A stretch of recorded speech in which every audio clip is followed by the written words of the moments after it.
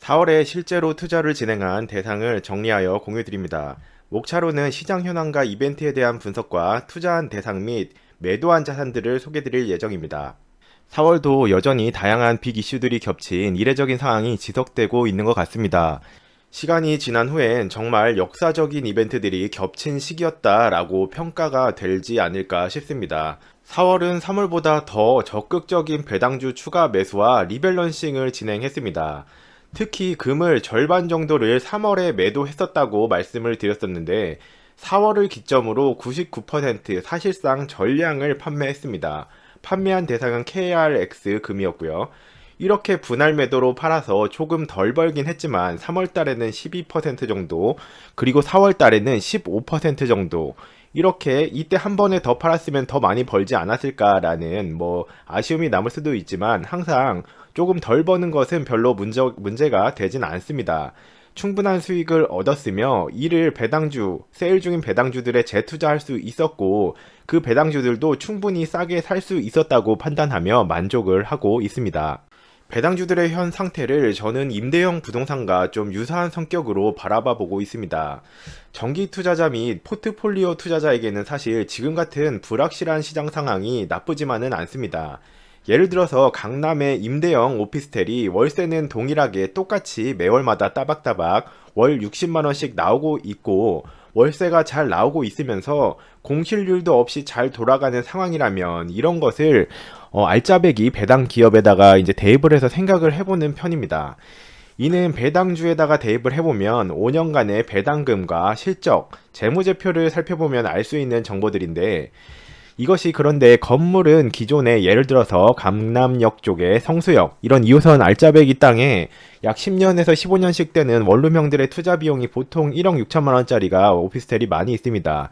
그런데 이 오피스텔이 1억 3천만 원에 매물이 나와서 20% 세일이라는 급매물 연락이 강남에서 왔다면 이런 방식으로 좀 부동산에서 연락을 받았던 것을 떠올리면서 좀 대입해보면서 생각을 해보는 편입니다. 즉 알짜배기 요지에 있는 이거는 정말 세일을 잘 안하는 이런 부동산 그리고 기업들을 싸게 세일가로 매입 가능한 순간들은 아닐까 이런 생각들을 많이 해보는 편입니다. 물론 항상 주식의 경우에는 부동산도 지금은 마찬가지긴 하지만 여기서 더 떨어질 수도 있다는 리스크는 항상 존재하겠죠. 알짜 기업들을 싸게 살 수 있는 이런 이벤트들은 정말 자주 오지는 않기 때문에 지금 겪고 있는 상황에서는 이 시간이 너무 길게 느껴지겠지만 지나고 나서는 정말 한순간인 경우가 많습니다. 이전에 코로나 반등 때도 그랬듯이요. 이런 시기에는 평소보다 더 저는 적극적인 추가 투자 및 리밸런싱을 진행하고 있습니다. 물론 제가 정확한 바닥이나 고점을 예측하지는 못하며 가격이 계속 떨어지는 경우에 저 역시 공포심이 없는 것은 아닙니다. 그런데 저는 저의 1순위 관심사에만 초점을 맞춰보는 편입니다. 그래서 위기인 것은 알겠어 세상이. 근데 올해도 월세 배당금이 나올 거야 안 나올 거야 이 부분을 부동산 투자와 같이 생각을 해서 좀 대입을 해보는 편입니다. 어디가 가장 공실률이 적을까? 예를 들면 강남에 있는 오피스텔일까 아니면 지방에 있는 아파트일까 이런 식. 그리고 실적과 배당금 변동성이 적은 산업과 기업은 어느 곳일까? 그리고 어떤 투자 선택이 가장 나에게 유리하지? 이런 질문들을 저에게 좀 적어가면서 해보는 편인데 예를 들어서 한 개에서 세 개 기업을 콕 찍어서 내가 가장 베스트한 1등 수익을 낼 거야 라고 생각을 하면서 몰빵을 하는 것과 분산형 지수 투자, ETF 투자를 하는 것과 이제 생각을 해볼 수 있는 것 같습니다. 간혹 한 개 기업에 형광펜이 쳐지듯이 눈에 띄는 투자 인사이트가 발견되는 경우가 있지만 대부분의 경우에는 지수 투자를 실제로 이기지 못합니다. 밥 먹고 이것만 하는 투자 전문 기관들조차 이것을 통계 확률상 지수형을 이기는 경우는 무려 3% 미만이라고 통계적으로도 많이 발표가 되고 있습니다. 그렇다면 나는 상위 3% 투자자가 될 만한 노력을 매일 실제로 현실적으로 반복을 할 수 있는 상태인가? 그런데 대부분의 직장인들은 이것이 현실적으로 불가능하고요.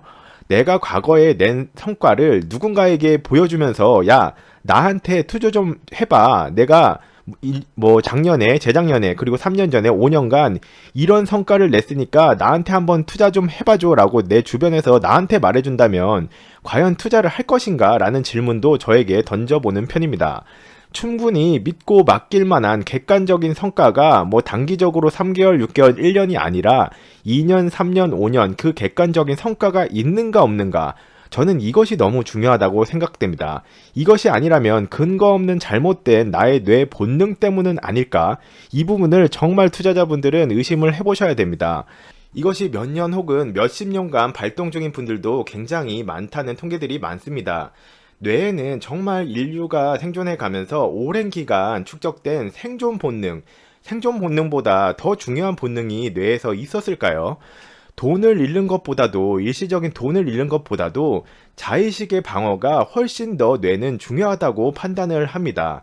그렇기 때문에 어떻게 해서든 어떤 자기 합리화를 해서라도 자신이 틀리지 않았다라는 것을 객관적으로 증명을 하려고 하게 되는데, 이 부분에서 예를 들어서 설령 자신의 투자 성과가 뭐 안 좋다든지, 또는 개별 주식의 성과가 뭐 지수 투자보다 안 좋다든지, 또는 이미 공짜 점심이라는 평가를 받고 있는 포트폴리오 투자가 너무 장점이 큼에도 사람은 본능적으로 변화를 싫어하고 새로운 시도를 싫어하기 때문에 이런 것들을 놓치게 되는 경우가 많이 있는 것 같습니다. 즉, 많이 들어보셨을 텐데 좀 자존심 상하는 일이기도 하죠. 사람이 투자를 하는 것과 원숭이가 투자 대결을 하면 원숭이가 이긴다는 말은 이게 대체 무슨 말인가 싶은 분들도 있으실 텐데, 90% 사람들에게는 이 잘못된 투자의 최악의 본능들이 너무나도 많기 때문에 증권사의 수수료를 수없이 지급하고, 샀다 팔았다 하면서 수수료를 엄청나게 이제 지급을 하고, 그리고 상위 3% 투자자들, 본능을 제어하는 법을 배운 상위 3% 투자자들에게 돈을 빼앗기기 때문에 매우 주의해야 합니다. 그러면 구체적으로 어떻게 해야 되나라고 하면, 솔직히 들으셨을 때 반감이 생기셨을 수도 있고, 저도 몇 년 전에 굉장히 큰 반감이 들었던 부분인데, 좀 투자 대가라고 하긴 어렵지만 슈퍼개미 분들을 몇 분 만나는 수 있는 기회가 있었는데, 그때 저한테 조언을 해주신 부분 중에 가장 기억이 나는 부분이, 투자를 좀 잘하려고 그러면 어떻게 해야 되나요? 이런 질문 포인트들을 제가 몇 가지를 당연히 했겠죠. 그랬을 때 들려온 것이, 저는 뾰족하고 날카로운 투자 방법론 같은 것을 기대했지만, 들려온 대답은 제일 제가 스트레스 받았던 말 중에 하나가 명상이다. 명상을 해서 이제 투자 수익률이 높아졌다라는 답변을 받았을 때와, 그리고 두 번째로 이해가 안 됐던 부분이나 지금은 가장 공감을 많이 하고 있던 부분은, 뇌 공부를 이제 깊숙이 책들로 하면서 투자 성과가 많이 개척이 됐다, 개선이 됐다, 이런 부분들이었는데, 대체 이 투자, 현대기의 투자와 뇌의 본능을 공부하는 것이 무슨 연관성이 있나? 왜 좀 제대로 알려주질 않나? 이런 생각이 들었었는데, 지금은 너무나도 공감을 하는 부분입니다. 사실상 제 주변에서 만약 가장 좀 소중하고 친한 지인분이 투자를 제대로 공부한다, 그랬을 때 어떻게 도대체 해야 되는 거냐라고 물어본다면은, 저는 그분 입장에서는 반감이 드실 수도 있지만, 뇌 공부 책을 같이 투자 책과, 물론 처음부터 뇌 공부부터 알려드리면 안 할 것이기 때문에 투자책을 좋은 것을 한 두세 권 추천드리고, 그 다음부터 뇌 공부 책을 좀 같이 추천을 드릴 것 같습니다. 이것은 저도 포함된 이야기이며, 저 역시 수없이 많은 시행착오를 엄청나게 겪었겠죠. 투자 대가들의 책에서도 수없이 등장하는 이 뇌 이야기는 무서운 부분입니다.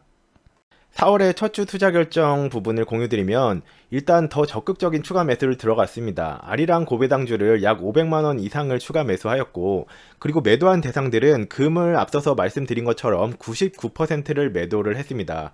항상 이제 이럴 때만 좀 고마운 마음이 드는 녀석으로 12% 이상 구간에서 전량 매도들을 다 한 상태이고, 그리고 이 영상에서는 처음 소개드리는 피델리티 그룹의 글로벌 테크놀로지라는 부분이 있었는데, 이 대상을 뭐 많이 투자한 건 아니고 약 500만원 정도 과거에 투자를 해놨었던 부분이 28% 수익 구간으로 들어가면서 매도를 한 상태입니다.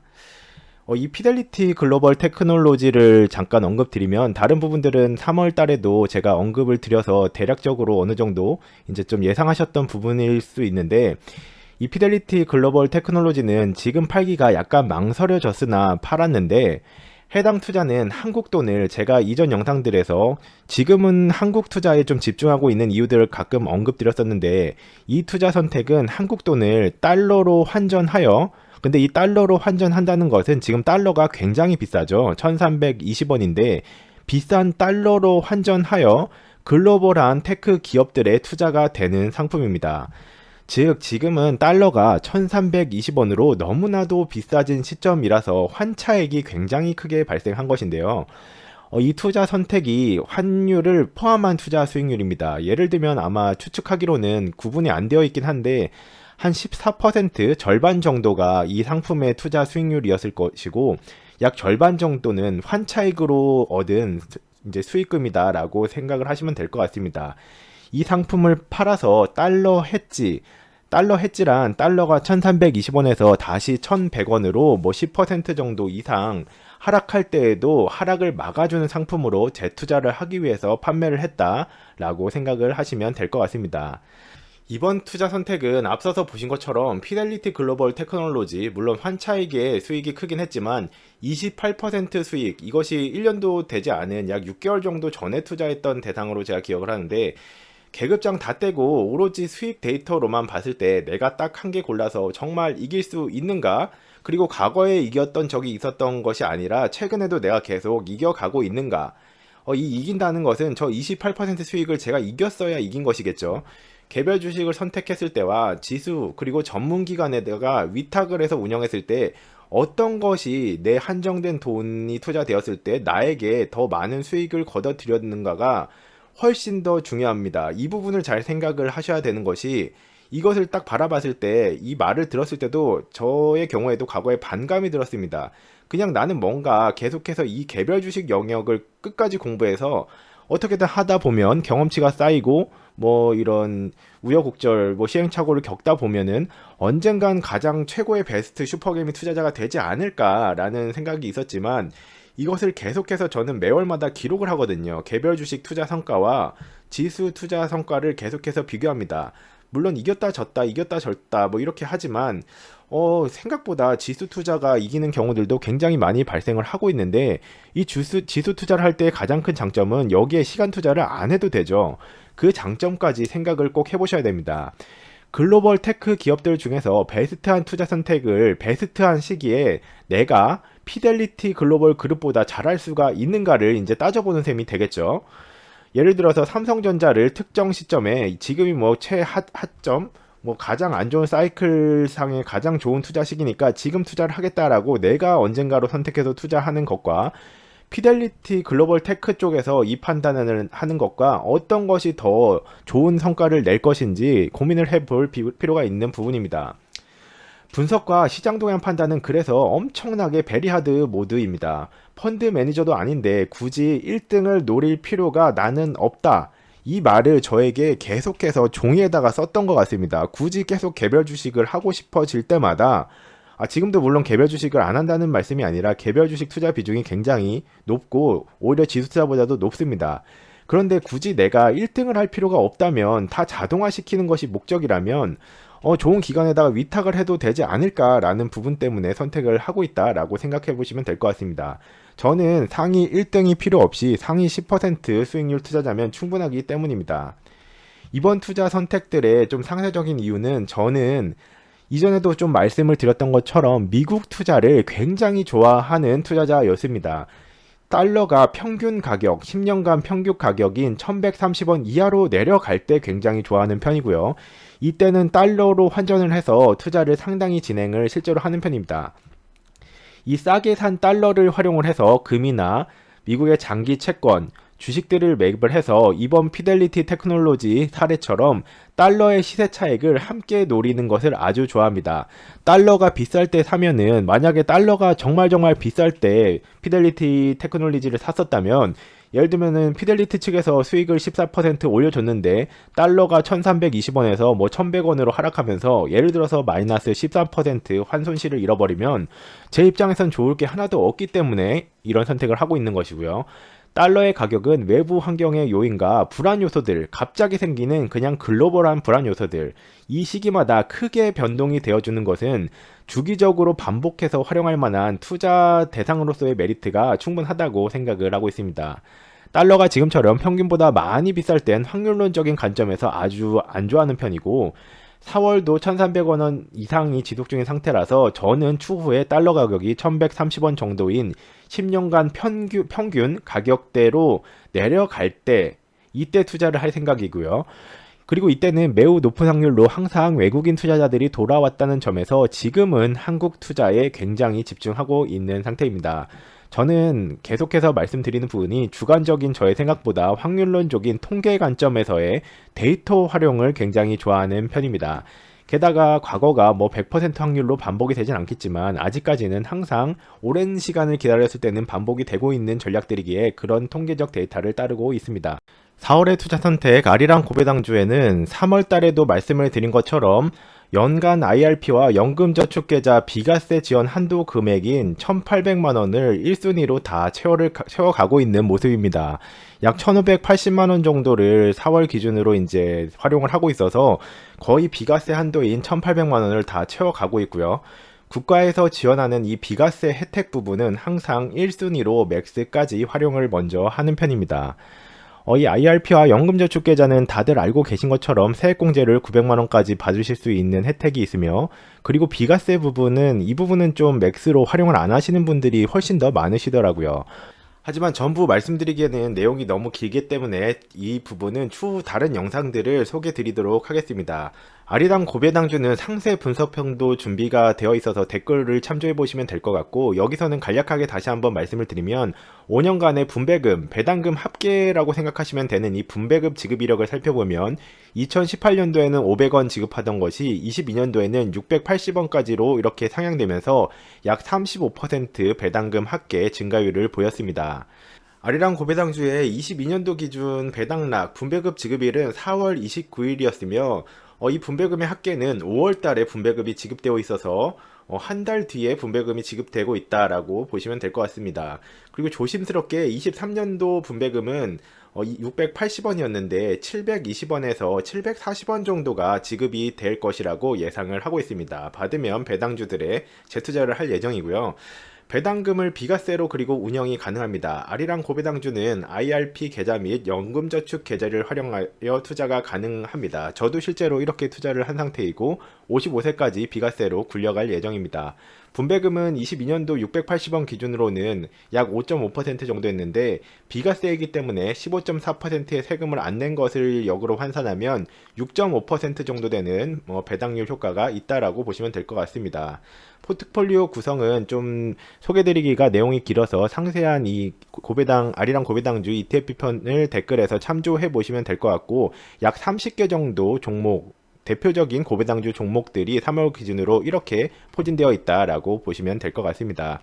익숙한 대상들이 굉장히 많이 포함되어 있습니다. 금융사들이 약 35%, 그리고 통신 3사가 약 10%, 그리고 뭐 대표적인 고배당주 유형인 증권사와 보험사들이 이렇게 포트폴리오에 구성이 되어 있습니다. 제가 이 브이로그 편에서만 이런저런 썰과 정말로 전달드리고 싶었던 말들을 좀 두서없이 많이 이야기하는 것 같습니다. 오늘도 긴 영상 시청해주셔서 감사드리며, 이 투자라는 약간 정답이 정해지지 않은 모호한 게임에서의 투자 항해일지를 지속적으로 잘 정리하여 공유 드리도록 하겠습니다. 구독과 좋아요, 알림 설정을 해주시면 대표적인 고배당주들 및 비과세 운영 팁 정보를 가장 빠르게 만나보실 수 있습니다. 시청해주셔서 감사합니다.